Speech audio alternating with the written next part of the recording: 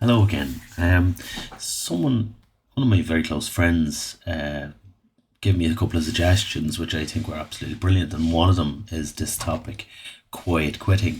And it's true, thinking, thinking a good deal about this topic, that I realised that that's what I did in my job. I quiet quit. And if you think about it, are you quiet quitting in your job? What I understand quiet quitting to be is,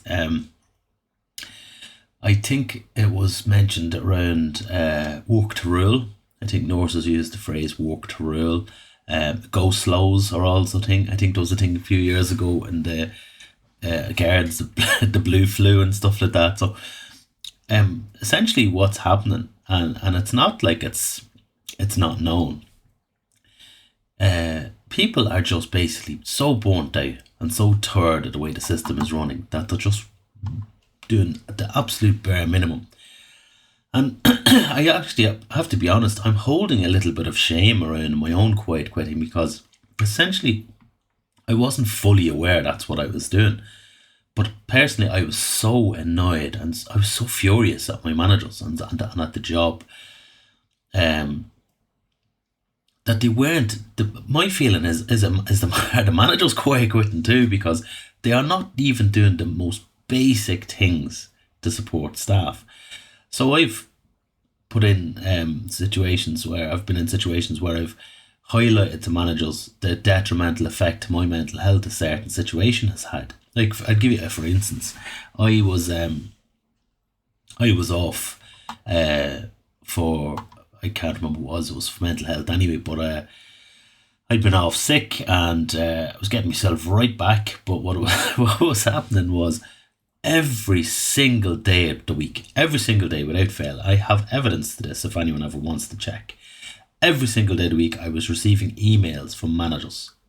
And they weren't nice, they weren't supportive because when you're off sick with mental health, or when you're off sick in general, it's accepted that your manager should check in with you, link in with you, just to offer you some support back to work, see what they can do for you, etc. That's the accepted.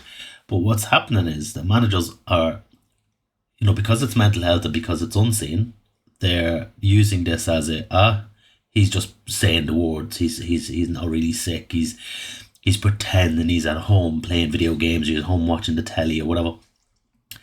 And you know, then you're the point being that I was getting emailed every single day of the week when you're coming back to work and making demands of me and informing me while I'm off sick with stress, for example. That they're overburdened. They need me back now. They've nobody at the time I was on a response card. They've nobody to fill in a response card. They need me back now. On the heel of this, the reason I was off sick was because I had no breaks. I'd worked all the way through COVID, had been refused annual leave, had gone to my manager and asked for breaks, had been told because of COVID we've no staff, we can't give you any breaks. I was overworked. I was really stressed, and they refused to grant they were questioning, challenging my parental leave, which was time, again, as I mentioned in earlier videos. It was time for me with my family, which they were challenging. They were about to pull on me, so that caused excessive stress. And then I'd said, well, I tell you what, I want off Christmas. It was coming up. This was like an overextended time that I was meant to be on this vehicle, and I'd agreed to a certain term, but there was no end in sight. And I said, well, look, if I can get off Christmas, it'd be okay, because my official roster I'd be off Christmas. And they said no. And now this was like 6 to 8 months. I can't remember exactly, but 6 to 8 months extended without my consent onto a seconded roster. Then I had my contract of employment pulled. I'd been threatened with my employment. So you can imagine how much stress this could cause an individual. Anyway, I got the treatment. I got the stuff I needed for myself. Got myself back to work. Took nail very, very fiercely, and came back to work and was told by my direct line manager, I think you were in the wrong anyway. Lovely support, as I said, from managers. But the point being that I then had decided, somewhere in me had just shut down and just said, I absolutely hate my job. I loved what I did. I loved the lads. I loved going out on calls. I loved doing what I could do. but I began to absolutely hate my job. Now that's not an easy thing to realize, like, that I hated putting on my uniform. I hated going to work. I hated having to drive an ambulance. I hated every single part of having to provide my service to this company. So I quit. Now, I quite loudly. People generally don't quit. They don't actually highlight the fact that they're annoyed or they're frustrated. They just stop working. The productivity of the company drops and it goes down. And I was quite loud in my quiet quitting. Although I did do the absolute bare minimum I could possibly do. The bare minimum I could possibly do, and did nothing more. I am aware that overburdened other people who had to carry the slack. And I hold a bit of shame around that myself. But my reality was I was overworked, overstressed, ignored, bullied, harassed, etc., etc., etc. I'd highlighted this to my managers relentlessly, recurrent, every single day nearly. I was highlighting the fact that this is really, really difficult. And I was ignored. I was bad back now. Now, I'm not alone in this. The reason I'm giving you my story is because, I'm not at liberty to tell other people's stories as easy, but I am very aware there are hundreds of other staff in these areas who are just literally burnt out, underappreciated, not listened to. And when they put things in like parental leave requests, when they're putting things in like annual leave requests, some job sharing requests, things like that, they're being ignored. They've been told no. So basically then they're just going, well, that's me. I'm done. I've given everything I can give. And I can remember a time when I started the job, there was a lovely bit of, you'd give free time. You'd turn up to work probably 20 minutes before your shift. So you'd make sure that the lads that would come around, if they were getting a late call, for example, and in nursing, it'd be that you let them off a little bit early and so on. So you're protecting each other, you're covering each other. And what's happened now is people have pulled right back, watched, because they've been threatened so much with their contract of employment, or watching the contract of employment and asking, what is the bare minimum I can get away with here? My contract states I start at 7 o'clock. On the button at 7 o'clock, people are turning up to work.